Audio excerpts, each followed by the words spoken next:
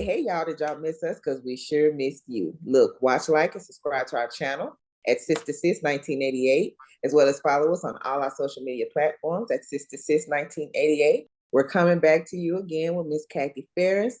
We want to continue this discussion on women building their self-esteem up and going through their journey as they divorce or even after a divorce. So we're going to dive in and introduce ourselves first, and then we'll get started. So I'm Jamie. I'm Latoya. And I'm Calandra. Okay, Miss Ferris. Okay, here it is. So for my question, can discussing a postnuptial agreement strengthen communication in a marriage? What do you think?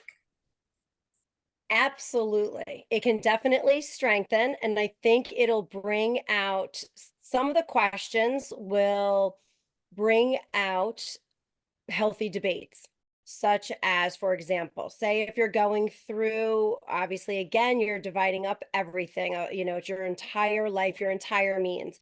So say if there is a retirement fund that you had or your husband had before you got married, and you feel that both parties, maybe one party feels, I should have half of yours if, God forbid, we get divorced. It's, he might have a different answer. He might say, well, no, I feel that I should keep everything that I made or put into that retirement fund before we got married. But during the time of the marriage, then yes, retirement funds would be split, as an example.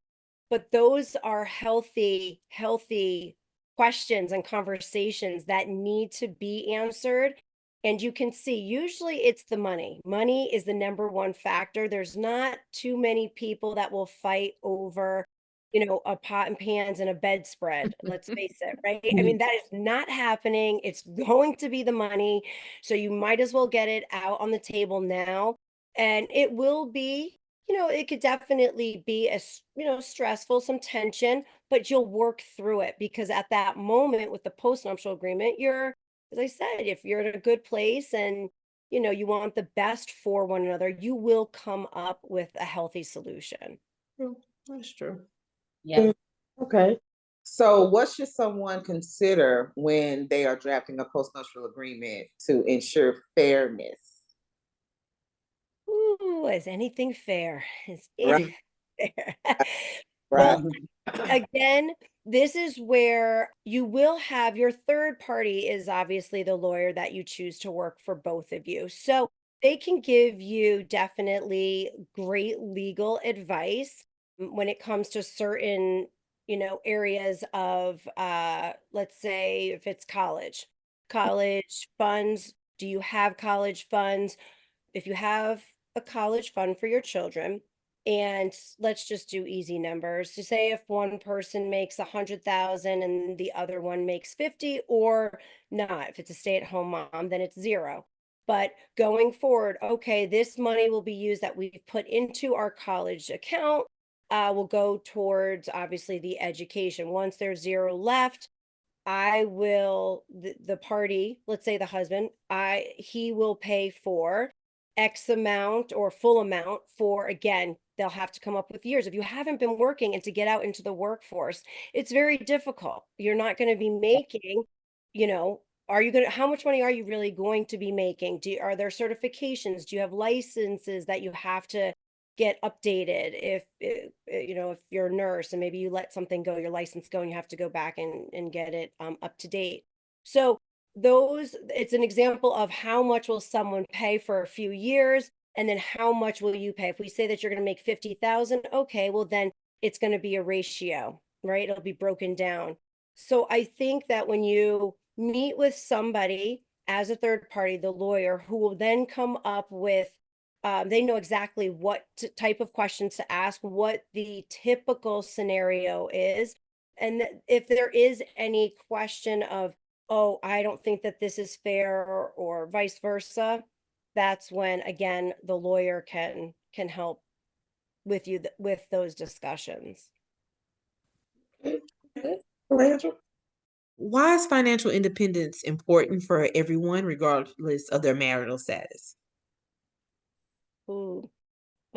Being financially independent is so extremely important for so many reasons. For one, it just gives you security in uncertain times, right? If you have your been working, is saving money, you can you have your own means to make the choices that you want to make, not because of someone else. So, say as a stay-at-home mom, or that doesn't make obviously any money, it I had to stay because I felt like I had to stay in the marriage rather than wanting to stay in the marriage. So if I was financially independent, if I wanted to stay in any relationship, if I wanted to stay at any job, I'm staying because I want to, not because I have to be there.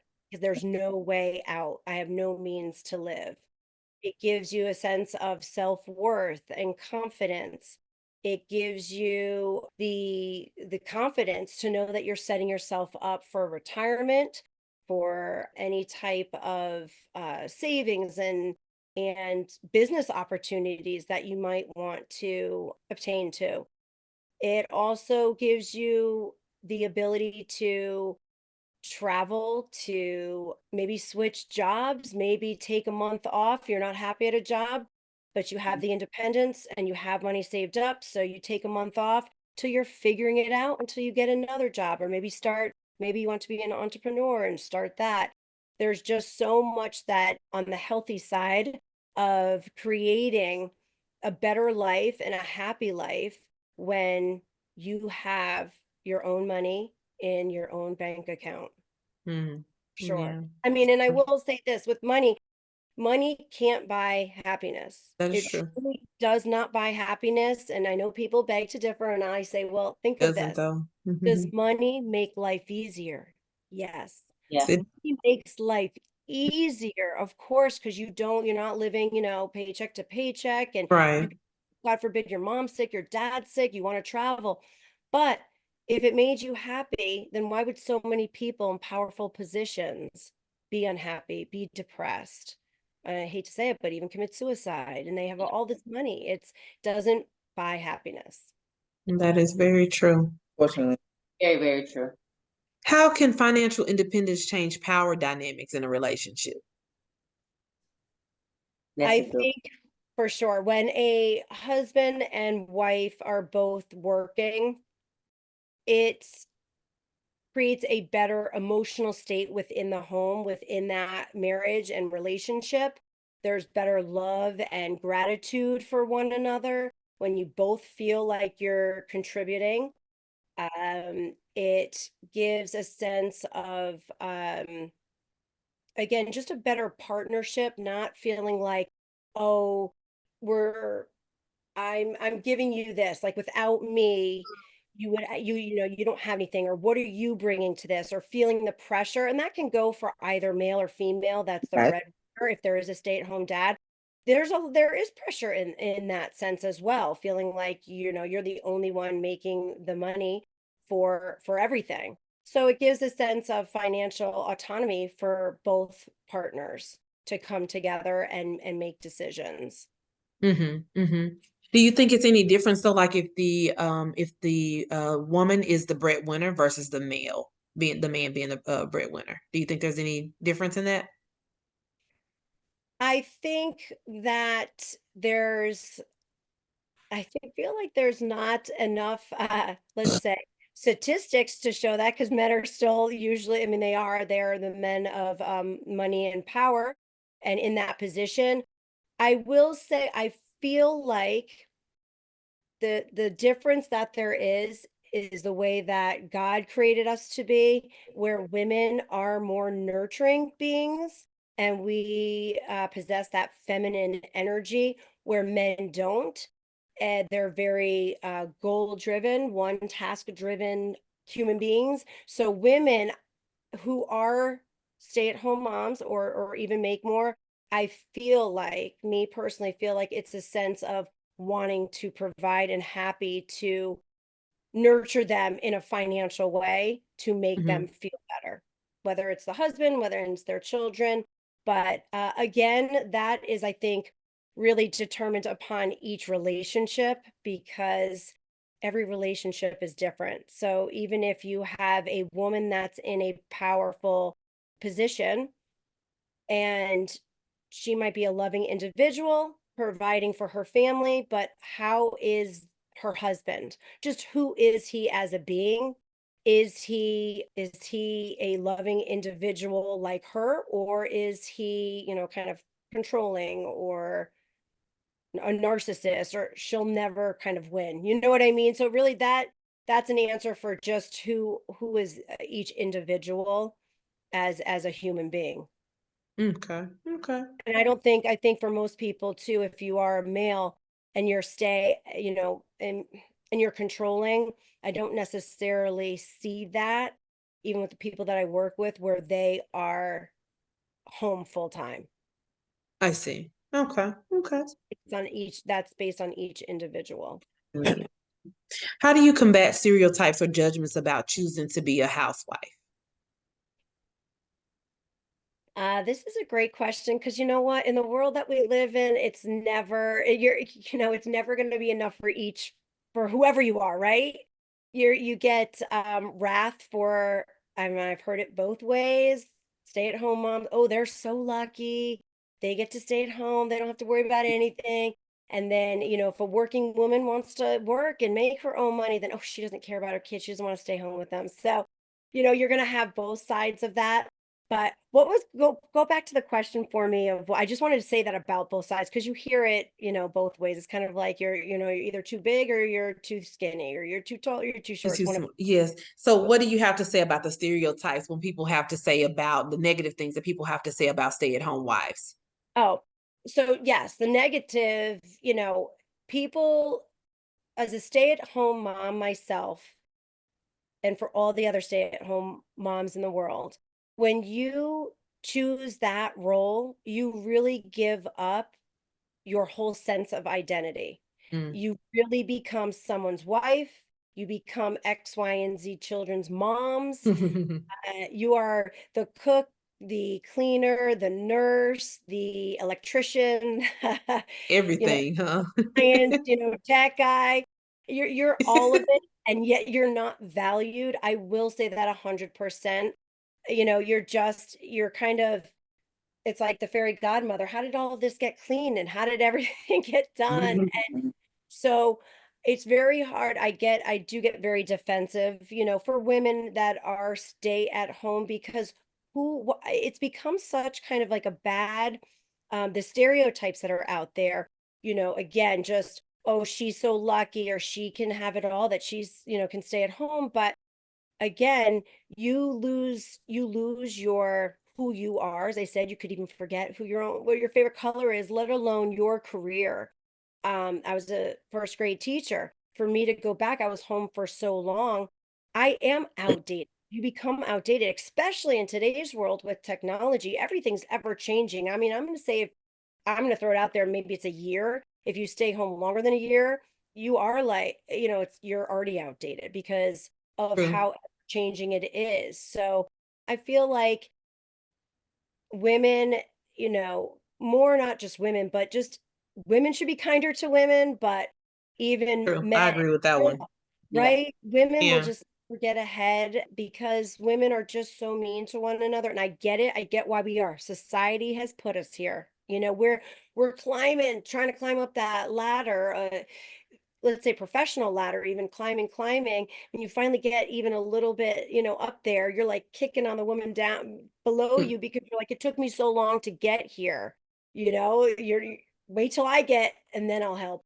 But it's very unfortunate because women, I'll end with this for this question. Who is the best person to stay at home and nurture children and raise children, the mother or the father? Hmm. So shouldn't we be embracing that and being encouraging that and upholding women to like the highest standard who is staying home and want the best for their children rather than looking at it as again, what I saw from some people, again, just like a privileged lifestyle.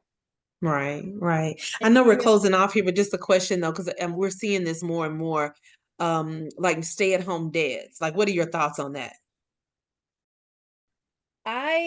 Stay-at-home dads, I do think it's great. I think if, as I said, and I just said, a mother or father to stay at home is great. The stay-at-home dads that I know, and I only know a few, they are again one goal-driven creatures. It's the Yeah, way true. God made them. So when Mhm. they stay home, they are staying home and they are in the here and now. Okay, I've got to get you on the bus. So where's your shoes? Where's your socks? We're gonna walk now to the bus stop. We're gonna hear. Whereas a woman is like throwing dog and food in the dog bin. She's like still brushing her teeth, hitting the laundry on. And so what I see again with different clients is that are in this position, they are not upset because that they're out working and that they're the sole breadwinners for their family. It's not that. It's that when they come home, there's still so much to be done that didn't get done. I And see. the lack of ambition to help out with the stuff that can get done when he is at home or when the kids are at school and he's still at home to get done. Gotcha. Okay. Okay. All righty, Miss Kathy. Was there anything else that you would like to leave with our audience? Or is there maybe some contact ways that our audience can get in touch with you? Yes, you can hit my website at kathyferris.com, and there is a subscribe on there as well for monthly newsletters. There is also a link on there for one-on-one coaching, my 2 different programs. You can also find me at Kathy Cupcake Ferris on Instagram. And soon I'll be starting a podcast of my own called Catapulting Confidence. Okay. Okay. Well, we're looking for shows to attend, Yeah, so we'll line up as your Yes. guest. There we go. Yes, I would love that. Okay, yeah, just call us. Yeah. Yeah, so keep our contact information for sure. Sis to Sis episode 1. Yep, there we go. Yep. We signing up. Love it. Love it. Well, we thank you, Miss Kathy, for taking Saturday and giving us your time. We're gonna let you go. So Until next time. there is strength in sisterhood. And supporting sisterhood. Bye. Bye.